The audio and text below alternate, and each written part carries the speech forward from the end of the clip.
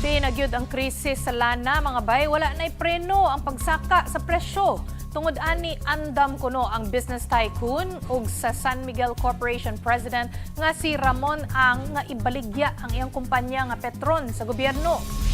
Giimbitar niya ang gobyerno nga mag-invest sa Petron ug andam sab siyang ihatag ang major stake kung sa ilang tan-aw mas maayong ang gobyerno ang mo-manage sa kumpanya. Pero gipasalig niya mga bay nga dili sila mga abusar kay focus kuno sila sa pagtabang ug bali wala na para niya ang income. Sa laing bahin, gisigurado sad ni Presidente Bongbong Marcos nga naapay sakto nga supply sa lana ang Pilipinas ug dili mahutdan kutob June 30. Ingon sa Presidente nga padayon gihapon ang gobyerno sa pagpangita og lain pang supply para sa lana.